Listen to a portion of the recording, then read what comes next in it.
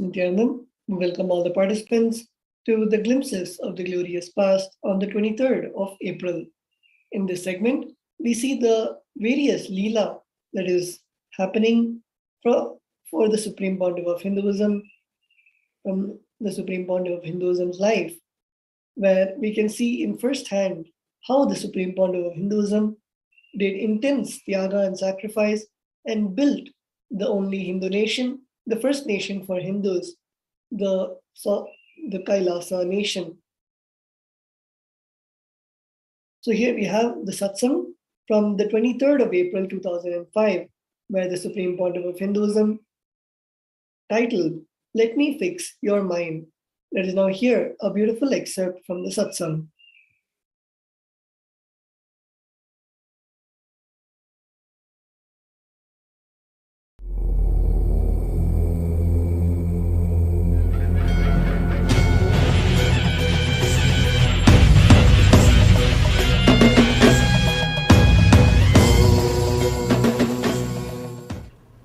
Thoughts can influence so deeply the matter, the inanimate object. So if you are very clear, I will win, simply you will win. But if you are having doubts, probability, means the self-contradicting words, then drop. At least drop and be free. Why to torture yourself? Yes.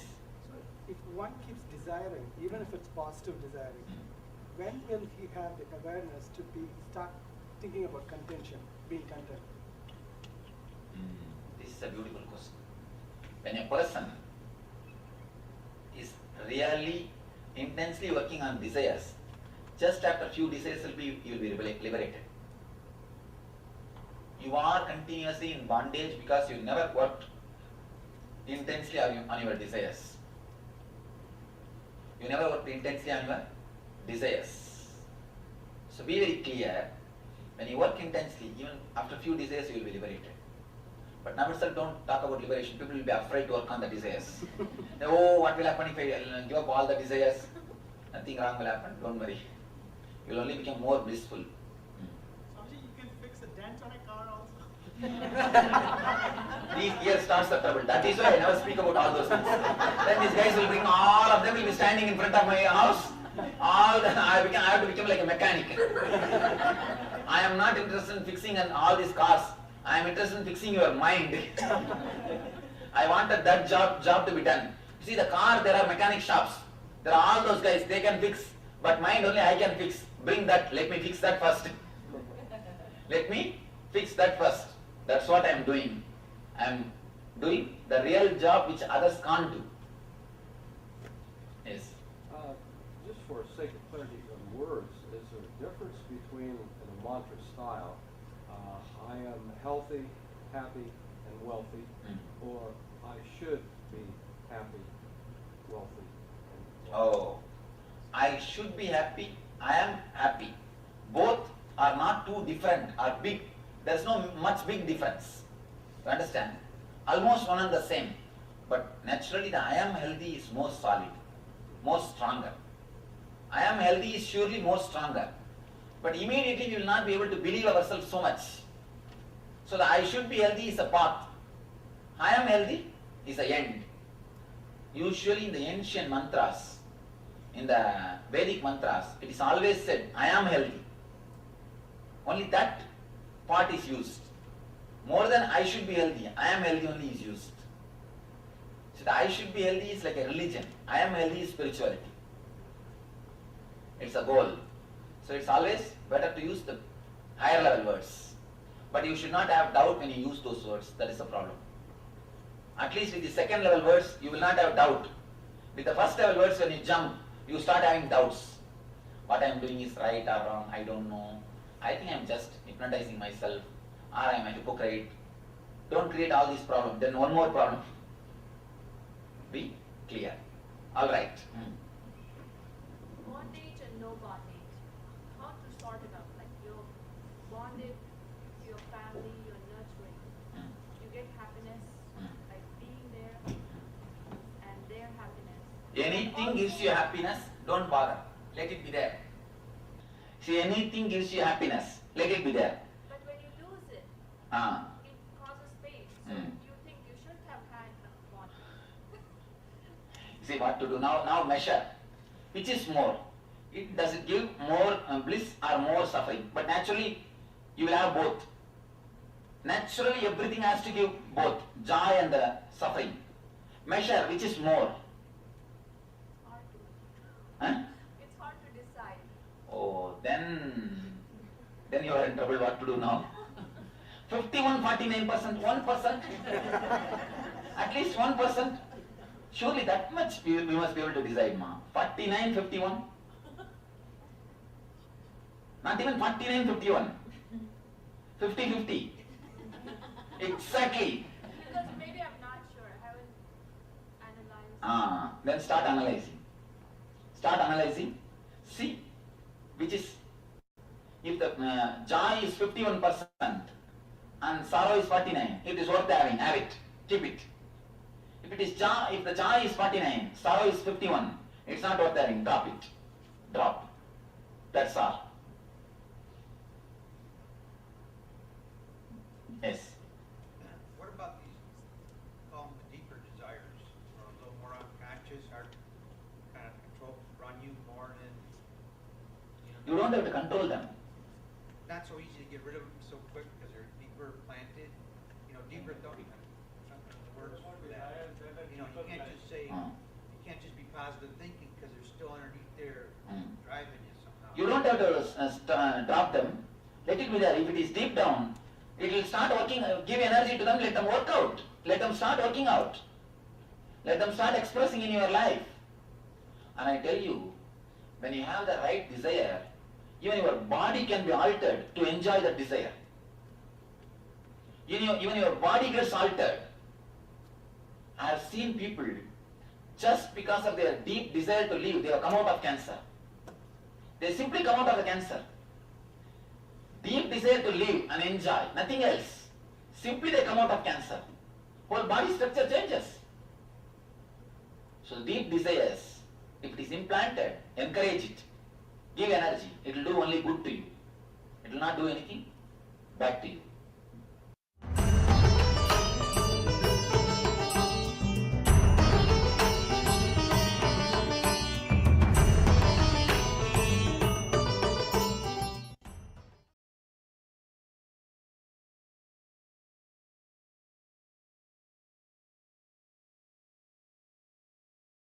Yes, we are now moving on to the next year of 2006 on the 23rd of April.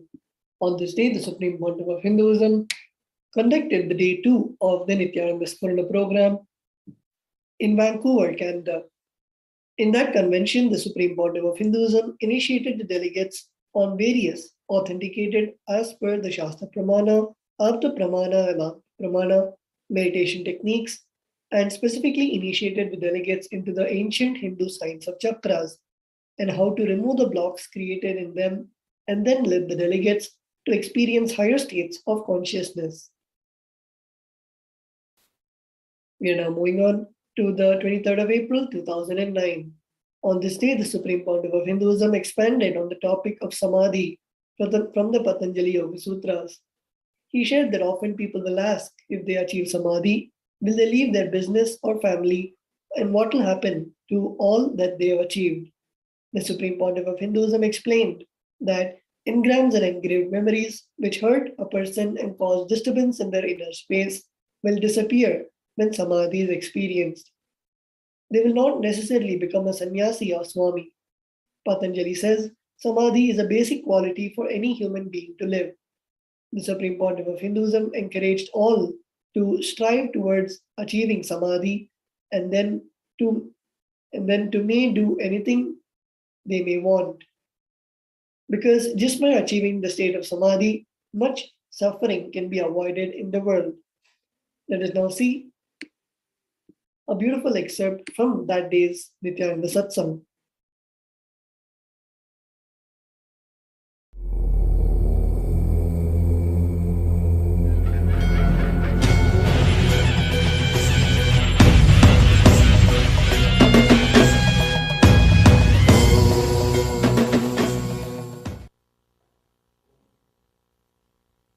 सदाशिवसमारम्भां शङ्कराचार्यमध्यमाम् अस्मदाचार्यपर्यन्तां वन्दे गुरुपरम्पराम्.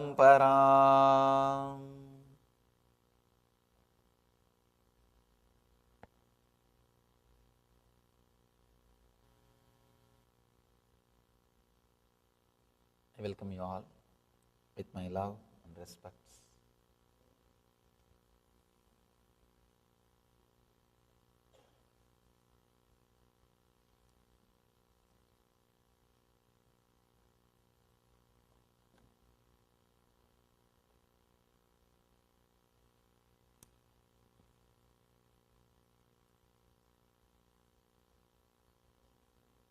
Few things we need to understand in the 18th Sutra.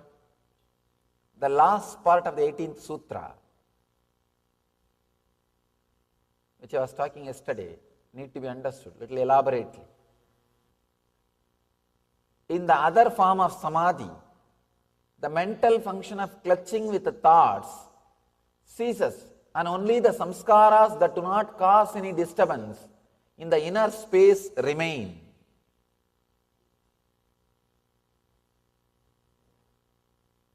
It's a beautiful sutra, the last part. The samskaras which do not cause any disturbance in the inner space. This needs to be understood. I can say this is the result, purpose, why we need to achieve samadhi. Please understand. The biggest question and the problem again and again I am asked by people, if I reach samadhi, will I become like you? Will I become Swami, leaving everything and come away? What will happen to my business? What will happen to my family? What will happen to my kids? It's a big fear. Samadhi is supposed to be achieved to come out of fear, but we have fear about samadhi. Ramakrishna very beautifully says, is the architect of modern day Hinduism. Very beautifully he says,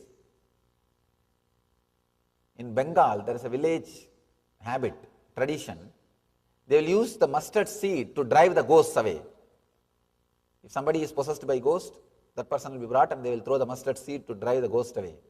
If the mustard seed and the ghost enters inside the mustard seed, what to do? Same way, samadhi is to drive away the fears. If the fear enters about samadhi, what to do? This is in this sutra, Patanjali is answering, is beautifully answering the utility value of samadhi. Please understand. Actually, if you achieve samadhi, you will not become a Swami, or you will not miss your business, you will not lose all the things. No. Only one thing will be taken away from you. The samskaras, the engrams which creates disturbance in the inner space will be taken away. That's all. Then people ask me, why did you become Swami? This is the way it happened. Even if whether I am enlightened or even if I have not become enlightened, I would have lived only Swami life, because the young age, before my enlightenment, I took this life. It's not that I took this after my samadhi. I took the decision of becoming a Swami from the young age. At the age of 3, I had the connection with this great yogi. At the age of 7, 8, there is still that picture we have. In the house usually they ask the kids, what do you want to become? What do you want to become? Each child was telling, I will become a doctor. That is a big fantasy in India. Doctor. Because doctors get never sued in India. They don't get sued. Now in India, we don't even have that idea of doctor getting sued. The other day one doctor was telling me, no, now in India they started. No, nothing. It's 0.0001%. And that also goes to consumer court. The result will come after 200 years. I don't know how many years it will take for the judgment. Forget about it. Doctor is the fantasy for the Indian kids.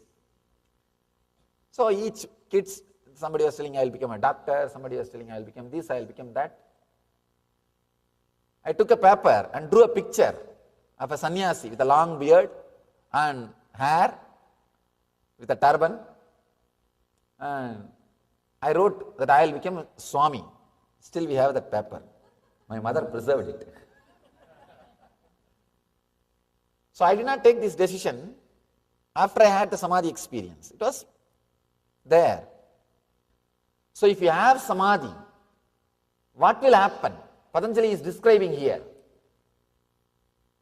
The engrams, engraved memories which hurts you, creates disturbance in the inner space, that will disappear, that's all. Beautifully Patanjali says, samskaras that do not cause any disturbance in the inner space remain. Means what? Actually, after the Samadhi, you will become a better person. Whatever you are doing now, you will be more alive, more active, more intense, more stronger. That is what Patanjali means. There is no need to have any fear. Actually, in our tradition, first, from the birth, the kids are given right reasoning, vichara. Vichara was given, right reasoning was given. Because of the society and atmosphere in the Vedic tradition, right reasoning was given. By the time they reach the age of 7, please understand, just because of the social setup, the vidarka, right reasoning, was given to the kids. By the time they reach the age of 7, vichara is given, contemplation, Gayatri initiation is given, Gayatri Diksha is given. They have contemplation now. Because of that vichara, because of that vidarka and vichara, by the time they are 14, they will have asambranyada samadhi. They are expected to have asambranyada samadhi. From 14 to 21, that's 7 years, they will work and have the next level samadhi. Please understand, the whole system, whole setup is so beautiful. The society in which you are brought up, that will give vidarka.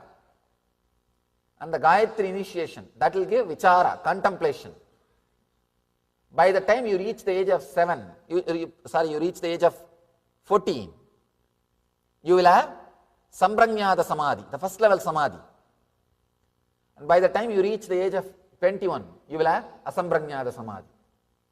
After that, the engrams which do not disturb you, your inner space, that remains. It's not that you will become completely dead or empty. No. Beautifully, Patanjali says, he gives you the assurance, don't worry. Don't think everything will be lost. Sometimes people have weird ideas. They come and tell me, Swamiji, before enlightenment, everything is forgotten. Will I forget everything? If I become enlightened, if I have samadhi experience? No. It's not that you will forget. Actually, your emotional attachment with that memory, the fear or greed which you feel when those engrams comes in front of you, that will disappear. That will disappear. That is the essence of samadhi. When samadhi happens in you, the samskaras which creates disturbance disappears in your inner space. The samskaras, the engrams that do not cause any disturbance in the inner space remain. Virama pratyaya abhyasa purvaha samskara seshanyaha. So, your regular life will go on. You don't need to change your lifestyle. By giving this assurance, Patanjali says samadhi is a basic quality for any human being to live. The whole Vedic civilization was built on this one concept, samadhi. Working for samadhi Achieving samadhi is the first priority. That's what they call that period as brahmacharya. The first 25 years, they put this as a priority. Achieve samadhi, then do anything you want. Then do anything you want. By the time you reach 7, you will have vidarka, mental setup, right reasoning. 7, you will be given vichara, Gayatri initiation. By 14, you should have samprajnata samadhi, first samadhi. By 21, you should have asamprajnata samadhi. So, the mental disturbances, the samskaras which cause mental disturbances will not be there inside you. Just imagine, if that would have happened in your life, how much of pain and suffering could have been avoided? How much of pain and suffering may not have been there? The whole life will be different. But the big problem is, we constantly, in our life, what we are doing? Trial and error, trial and error, trial and error. That itself, whole life goes. Whole life goes just in the trial and error method. We don't have straight clarity. We don't live straight away. If we had samadhi in the young age, so much of suffering could have been avoided. The samskaras which cause mental disturbance may not have been there, and the life would have been a lot more beautiful, not only in the personal level, in the social level, and with the whole world. Life would have been a lot more sweet, lot more blissful, lot more joyful. Without samadhi, naturally what we do? We are trying this, and it doesn't work out. It's like yesterday I was telling the story, the bird eating the bitter fruit. When it eats bitter fruit, it jumps that side. Then it tastes the sweet fruit, it gets the confidence and continues to eat. Then again it comes upon the bitter fruit. Then again jump this side. Our whole life has become bitter fruit and sweet fruit journey. This side and that side. When we see, oh, this looks, if the other side looks green, we think, let's do that. When this side looks green, no, let's do this. It's amazing. We jump this side to that side, here, there, here, there, here, there. What we do? We don't know at all. The whole life becomes jumping from this side to that side. I have a story about that. When a pipe burst in a doctor's house, he was forced to call the plumber. The plumber came over, fiddled around for half an hour, and presented the doctor with a bill for $600. $600 for half an hour's work. This is ridiculous. Even I don't make that much as a doctor. Doctor said.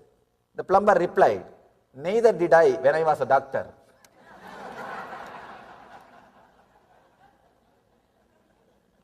Understand? If you are a doctor, you want to be a plumber.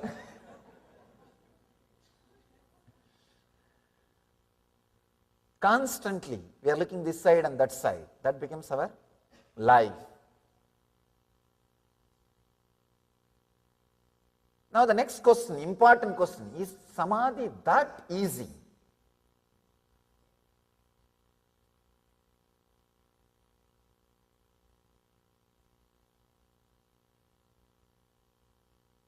Now the big problem is, if I say easy, I don't know whether you will believe or not. I have to logically say it is easy. Because straight away me saying easy is not going to work. Logically I have to say, I have to prove it is easy. Only then you will even think it may be easy. Otherwise what we will tell? Oh, no, for him it may be easy, who knows. There are two kinds of people. People with darka, for him it is easy, he was born in that atmosphere, brought up in that atmosphere, he is an incarnation, you can have any reason. If you are with kudarka, who knows whether he himself experienced. He goes on saying it is easy. With darka you have this problem. Oh, it may be easy for him because he was born and brought up in that kind of a lifestyle, that kind of place. With kudarka, this problem. Who knows whether whether experienced or not. The big problem is when I say easy, sometimes people really think, I think he has not studied completely. He has to go back and study a little more. Because it is not that easy. We never heard things are that easy. Please understand. If it is not easy, it is not relevant. If it is not relevant, I won't spend my time on that. I am really an intelligent guy. I don't have to be spending my time on something which is not going to be easy, which is not going to be useful for you. See, if I know for sure it is difficult, then naturally I'll decide, oh, why to speak on this book? Let's skip it. Let's speak up on something else. Or I don't even have to speak on any book. I can just sit and chat with you. And I have enough to chat with you. I have enough of things to chat with you. I can just go on telling, oh, this happened, that happened, I went there, I went here. And spend, to talk 2 hours, nothing much is required. And people don't remember more than 5 minutes what I spoke. Now that is another one thing. If I repeat this, if I prepare 5 minutes material and repeat that again and again and again and again for 2 hours, nobody will think that I am talking the same thing. That's the truth actually. Because in the modern day especially, you don't remember anything more than 5 minutes. And your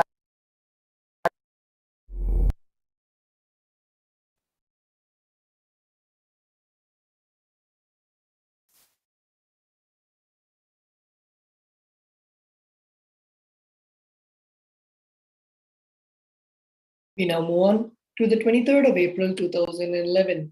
On this day, the Supreme Pontiff of Hinduism presided over the inauguration of a new satsang center in Singapore, which was founded under his direct guidance with the aim of bringing the agamic lifestyle and Vedic principles to all and to act as a beacon of the Supreme Pontiff of Hinduism's presence and healing energy for all the citizens of Singapore. We now move on to the 23rd of April 2012. In that day's presidential address, the Supreme Pontiff of Hinduism answered questions from devotees. The first question concerned which Rudraksha to wear to benefit our lives. The Supreme Pontiff of Hinduism replied that he can only give general info until he receives specific energy details about the energy of the wearer. The second question asked which elements of Hinduism need to be changed to allow a successful future for the religion. The Supreme Pontiff of Hinduism gave a wealth of recommendations, the most crucial of which is that Hindus must gain clarity and commitment about their traditions. The final question asked why we are taught the last rites given in an energy field, such as Kailasa, are more effective for our karma. The Supreme Pontiff of Hinduism replied that the energy field amplifies the intention to make it more powerful.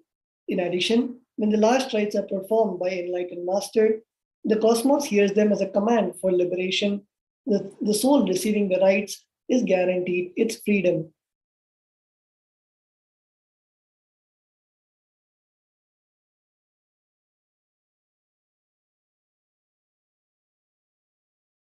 We now move on to the 23rd of April 2013.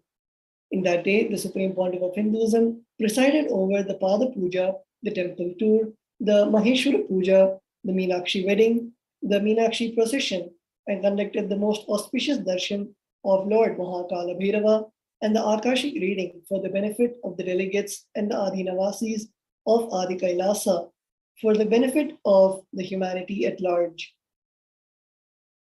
Let us now see the various happenings of the year of 2013.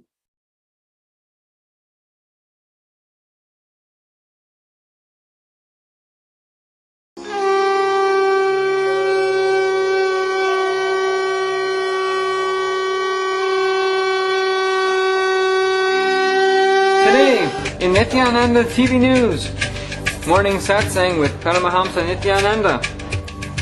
End Genius for Kids, May 8th to 28th. May Inner Awakening Celebration 2013.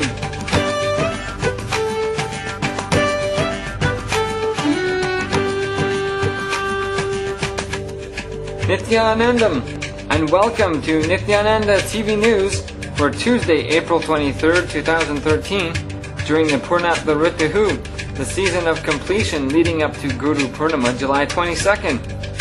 Now for today's top stories.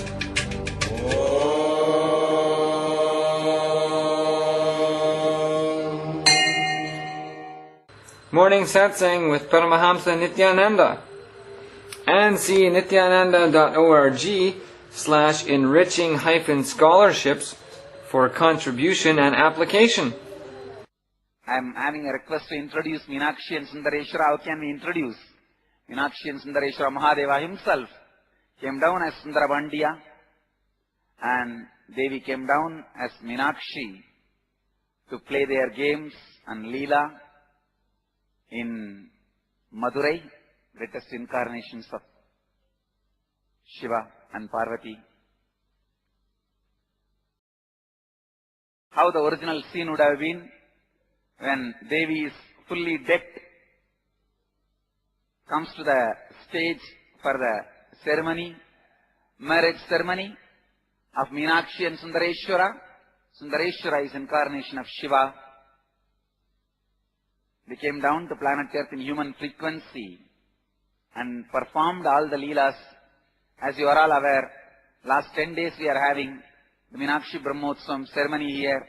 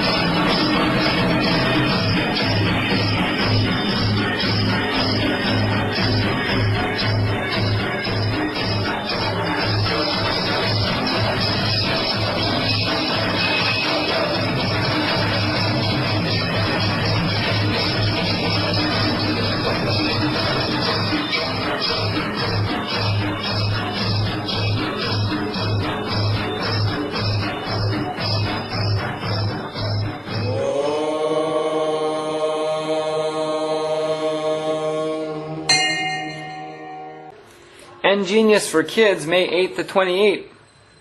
Enriching children's lives, more than 10 art forms, all classes.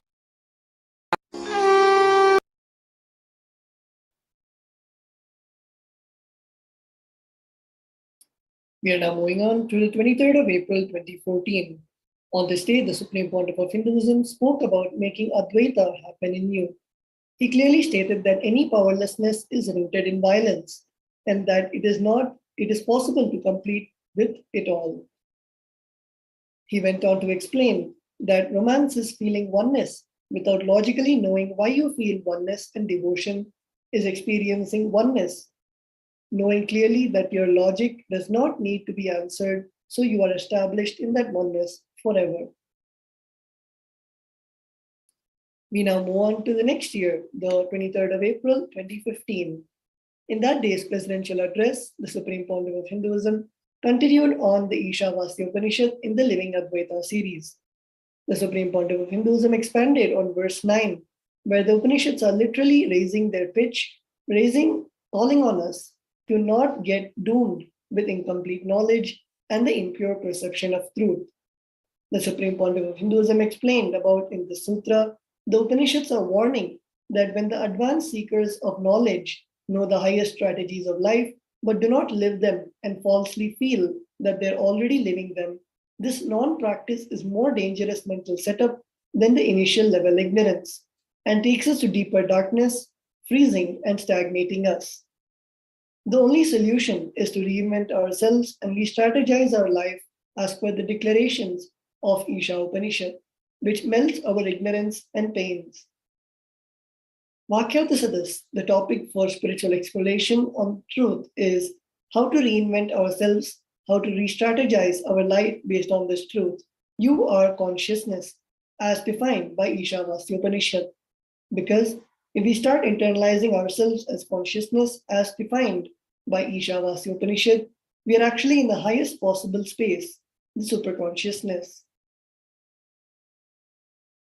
Let us now see the Nithyananda times of the 23rd of April 2015.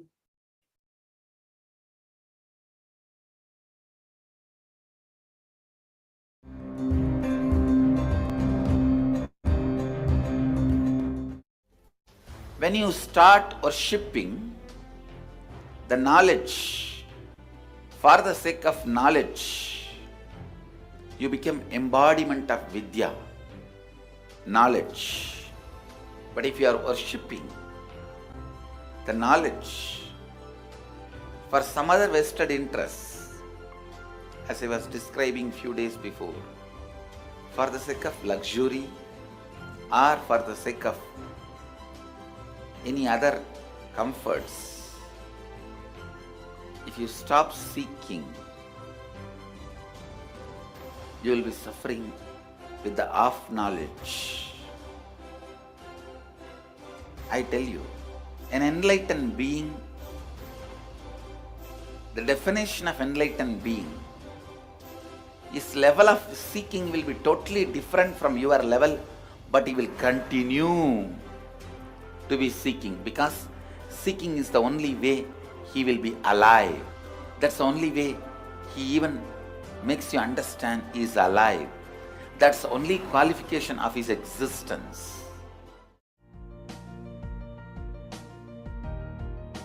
Today, Meenakshi Brahmotsavam, second day, Mahadeva is gracing in Sarvalankara and Meenakshi is gracing on Swarnamayura Vahana, the golden peacock vehicle, wearing the pearl crown made of pearls, which is the official Ratna of Pandyanadu, Pandidesa.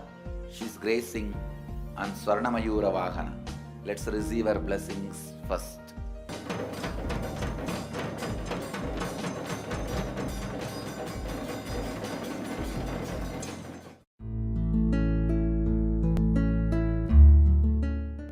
As Swamiji tells, see, the very context is for us to gain the knowledge, and it is our decision to gain the knowledge. It should be from our willpower, and this is going to be initiated by Swamiji very strongly through the third eye initiation which Swamiji is going to give in the upcoming May Varanasi Inner Awakening. So I feel that is the best opportunity for people to go and get initiated into this process of learning knowledge, for gaining knowledge, for the sake of gaining more and more knowledge.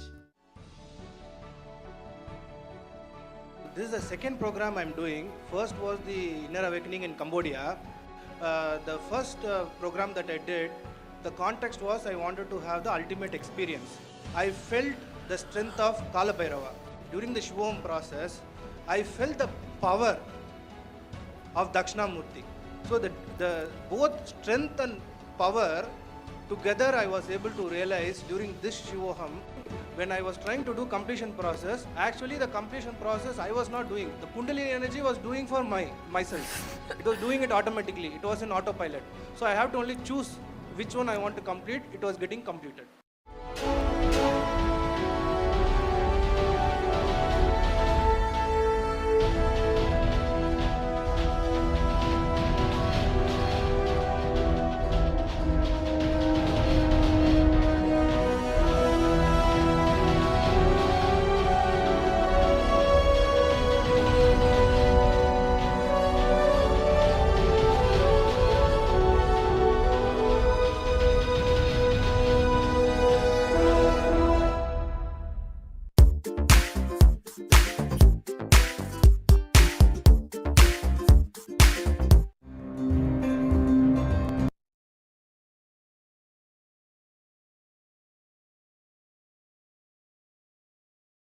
And now moving on to the 23rd of April 2016.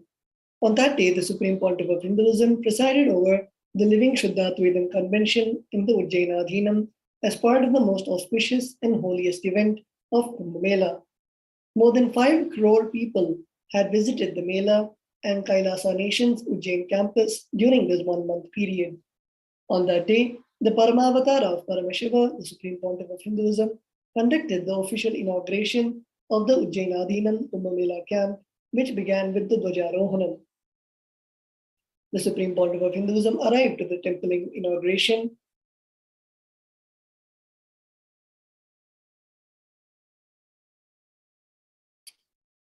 with Mahant Narendragiri, where he conducted the auspicious ritual of flag hoisting, thus signifying the temple inauguration. Mahant Narendragiri Ji Maharaj addressed the delegates, devotees, and the media at the inauguration presidential address. The Supreme Pontiff of Hinduism allowed the media to report on the events by personally describing all the camp was offering, such as free medical unit, free annadhan, and free access to the temple. The day concluded with the most auspicious Shivoham process, where the Supreme Pontiff of Hinduism gave the delegates the initiation into experiencing the state, space, and powers of Paramashiva.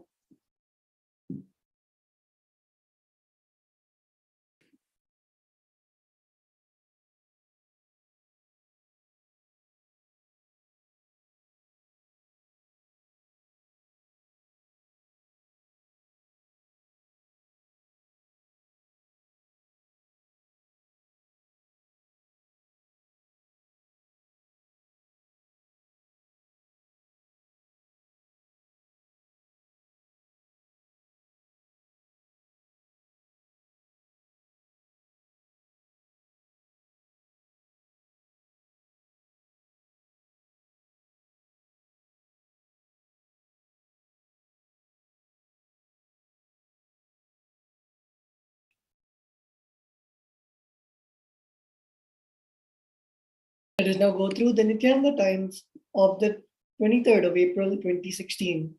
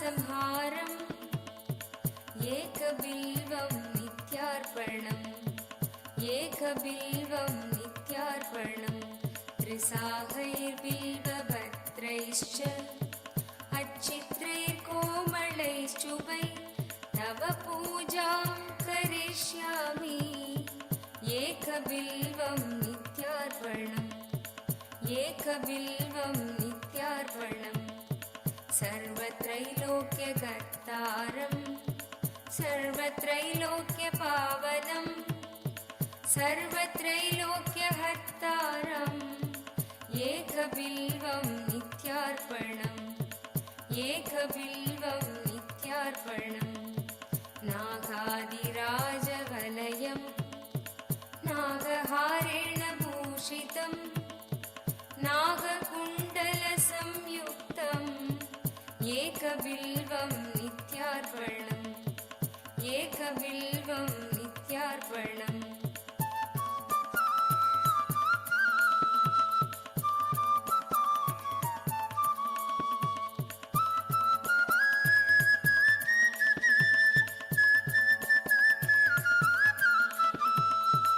अक्षमालाधरं रुद्रं पार्वतीप्रियवल्लभं चन्द्रशेखरमीशानम् एकबिल्वं नित्यार्पणम् एकबिल्वं नित्यार्पणम् त्रिलोचनं दशभुजं दुःखादेहोर्तधारिणं विभूत्यपर्चितं देवम् एकबिल्वं नित्यार्पणम् एकबिल्वं नित्यार्पणम् त्रिशूलधारिणं देवं नागाभरणसुन्दरं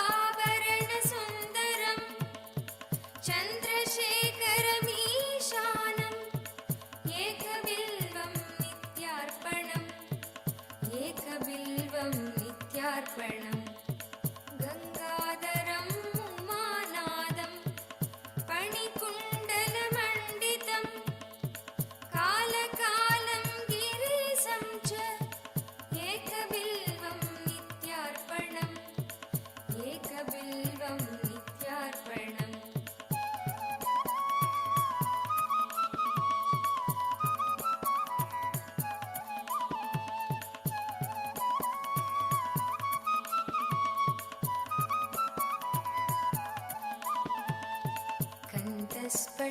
कण्ठस्फटिकसङ्कासं चितिकण्ठं कृपानिधिं सर्वेश्वरं सदा शान्तम् एकबिल्वं नित्यार्पणम् एकबिल्वं नित्यार्पणम् सच्चिदानन्दरूपं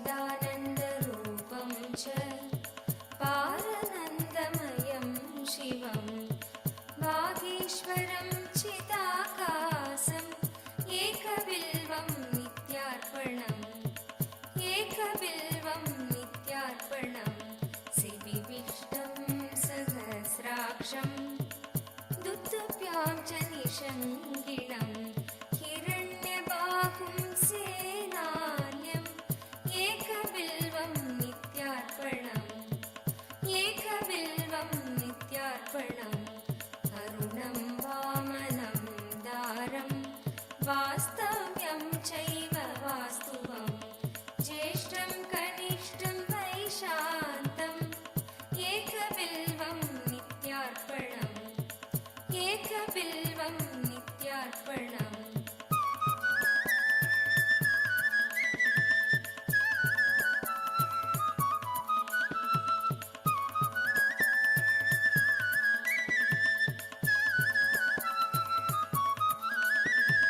हरिकेशं सनन्दीशम् उच्चैर्घोषं सनादनम् अघोररोमकं कुम्भम् एकबिल्वं नित्यार्पणम् एकबिल्वं नित्यार्पणम् पूर्वजावरजं याम्यं सुष्मदष्करनायकं नीलकण्ठं जगन्यं च एकबिल्वं नित्यार्पणम् एकबिल्वं नित्यार्पणम् सुराश्रयं विषहरं वर्णमिञ्च वरोदिनं महासेनं महावीरम् एकबिल्वं नित्यार्पणम् एकबिल्वं नित्यार्पणम् कुमारं कुचलं पूज्यं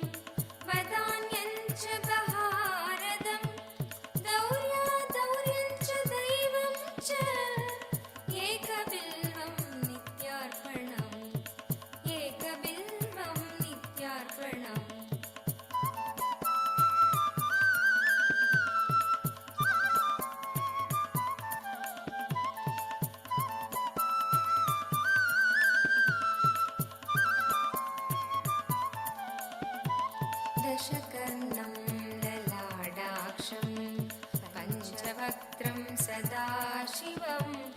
अशेषपापसंहारं शम्भुं एकबिल्वं नित्यार्पणम् एकबिल्वम्.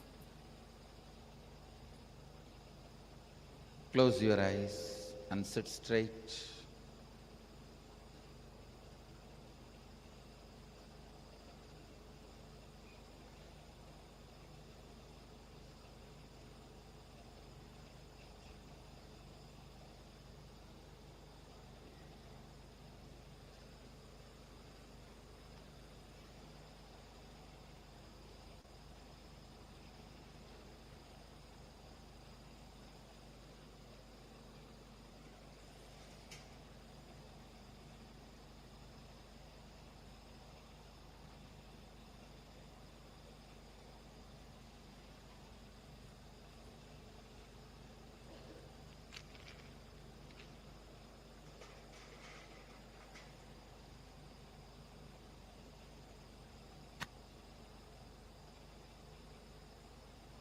Inhale and exhale as deeply as possible and as slowly as possible.